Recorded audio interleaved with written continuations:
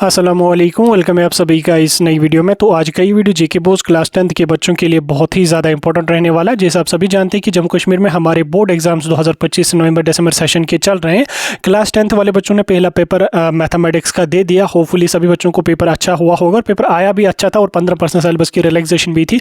अगर कम मार्क्स आ रहे हैं तो भी आप स्टिल पास हो जाएंगे, टेंशन लेने की कोई भी ज़रूरत नहीं है। लेकिन अपकमिंग जो पेपर अब आपका यहाँ पे है वो है आपका साइंस के सब्जेक्ट का। आप देखो कुछ ही दिन यहाँ पे आपके पास बचे हैं, लास्ट के कुछ दिन जो है इनमें क्या स्ट्रेटजी रहनी चाहिए, किन किन चीज़ों का आपको ध्यान देना है और किन कैसे आपको लास्ट के दिनों में प्रिपेयर करना है, क्या क्या चीज़ें इंपॉर्टेंट है, सभी के बारे में इस वीडियो में मैं आपके साथ डिटेल में बात करने वाला हूं। ये वीडियो बहुत ही ज़्यादा इंपॉर्टेंट रहेगा। इस वीडियो को एंड तक देख लेना, चैनल को भी सब्सक्राइब कर देना, व्हाट्सएप और टेलीग्राम ग्रुप ज्वाइन कर लेना, लिंक आपको डिस्क्रिप्शन में मिल जाएगी। तो चलिए वीडियो को शुरू कर ले। तो देख लेते हैं यहाँ पे JK Bose class 10th subject science के लास्ट दिनों के गेस के बारे में और लास्ट दिनों की चीज़ों के बारे में। आप देखो आप में से बहुत सारे बच्चे ऐसे हैं जिन्होंने जो वो ऑलरेडी काफ़ी सारा सिलेबस कंप्लीट किया होगा और काफ़ी सारे बच्चे ऐसे भी होंगे जिन्होंने सिलेबस कुछ भी कंप्लीट नहीं किया हुआ होगा। तो आप बच्चों को मैं बता दूं कि अभी आपके साइंस के पेपर में काफ़ी दिन का गैप है, ठीक 5-6 दिन अगर है तो ये 5-6 दिन बहुत बहुत बहुत ज़्यादा टाइम होता है। क्योंकि पहली डेट शीट के अकॉर्डिंग पहले आपका जो था मैथमेटिक्स के बाद सोशल साइंस का पेपर था, लेकिन डेट शीट को रिवाइज करके सोशल साइंस को इन्होंने लास्ट पे रखा। अब आपको साइंस को प्रिपेयर करने में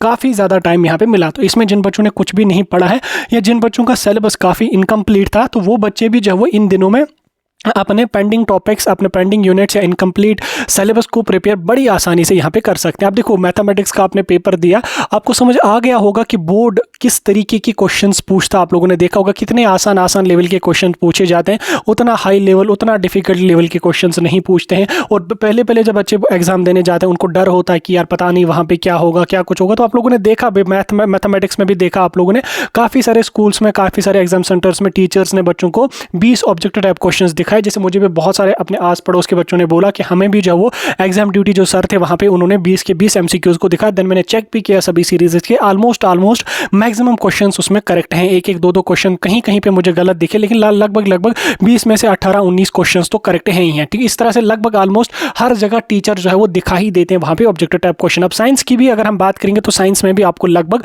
20 ऑब्जेक्टिव टाइप क्वेश्चन पूछे जाएंगे, जिसमें 2-3 रीजन एंड असर्शन के क्वेश्चन होंगे, बाकी ऑब्जेक्टिव टाइप क्वेश्चन होंगे और वो बिल्कुल ईजी होते हैं। देखो आपको डिफिकल्ट लगते हैं वो क्वेश्चंस, लेकिन वो बहुत इजी होते हैं। पिछले 2-3 साल के अगर आप पेपर्स उठा के देख लोगे, उनको प्रैक्टिस करने की कोशिश कर लोगे, आपको आसानी से ऑब्जेक्टिव टाइप क्वेश्चन टैकल हो जाएंगे। नहीं तो आपको अपने स्कूल वाले भी जो वो दिखा ही देते हैं, आपको बता देना उनको, अगर अच्छा कोई टीचर वहाँ पे ड्यूटी होगा ऑलमोस्ट दिखा ही देते हैं वहाँ पे। और उसके साथ साथ आपको ये चीज़ का भी ध्यान में रख लेना है, ये चीज़ भी ध्यान में आपको बिठा के रखनी है कि आपको इस बार 15% सिलेबस की रिलैक्सेशन भी है, उसका भी आपको भरपूर फायदा उठाना है। क्योंकि अगर आपका 80 मार्क्स का पेपर है, अगर आप 68 ही अटेम्प्ट कर लोगे तो इट विल बी कंसिडर्ड 80। और उसके साथ साथ आपको फिर जो वो अगर थ्योरी के पेपर में आपके कम मार्क्स आ जाते, पास ही अगर आप हो जाते हैं, देन आपको पता है कि 20 मार्क्स आपको इंटरनल एक्सटर्नल के भी होते हैं। तो वहाँ भी आपके स्कूल वाले लगभग 17-18 मार्क्स तो आसानी से दे ही देते। तो उससे आपकी परसेंटेज, आपके स्कोर, आपके मार्क्स को बहुत ही ज़्यादा बूस्ट यहाँ पे मिलने वाला है। आप देखो साइंस के पेपर के लास्ट दिनों की अगर हम बात करें तो सबसे पहले आपका जो गेस्ट पेपर है वो तो ऑलमोस्ट हमने एक अपलोड किया है,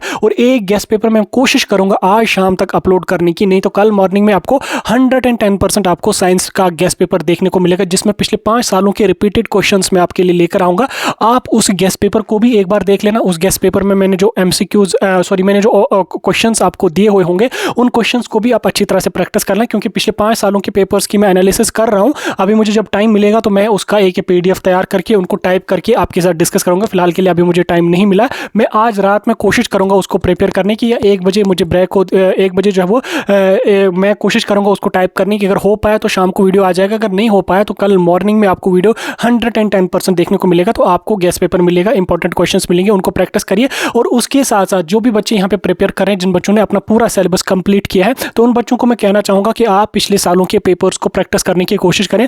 jkbossonline.com एक वेबसाइट है, वहाँ पे आपको सभी सालों के पेपर्स मिलेंगे। आप उन पेपर्स को डाउनलोड कर लो, प्रैक्टिस कर लो, अच्छी तरह से देख लो और उन क्वेश्चंस को भी नजर रख लो और प्रैक्टिस करने की ज़्यादा से ज़्यादा कोशिश कर लो। और जिन बच्चों की कुछ यूनिट्स छूट गए हैं, अगर वो आसान यूनिट है, तो आप आज का दिन उन यूनिट्स को प्रिपेयर करने में लगा लो। जो यूनिट आपने छोड़े हैं आप में से उनमें देख लो, अगर 2-3 यूनिट आपके कंप्लीट हो जाते हैं तो अच्छी बात है। लेकिन अगर कोई ऐसा टॉपिक है, कोई ऐसा यूनिट है जिसको आप पढ़ रहे हो लेकिन समझ नहीं आ रहा, आपको याद नहीं रह रहा, तो उस पर अपना टाइम वेस्ट करने की ज़्यादा ज़रूरत नहीं। आप उसको स्किप कर लो, क्योंकि ऑलरेडी 15% सिलेबस की रिलैक्सेशन आपको दी गई है। तो उस एक एक चीज़ पे स्टक होके नहीं रहना है, उस चीज़ को छोड़ दो।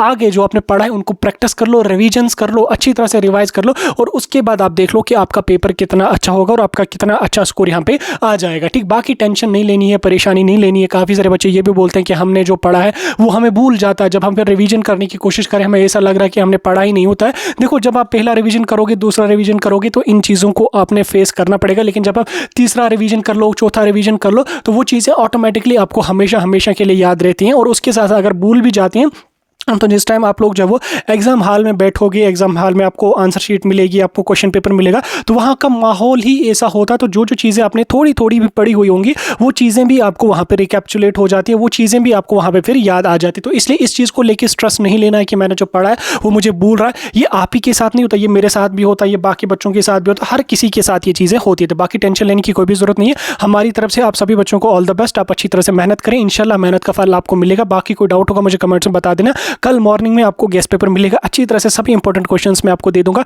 टेंशन नहीं लेनी है, परेशानी बिल्कुल भी नहीं लेनी।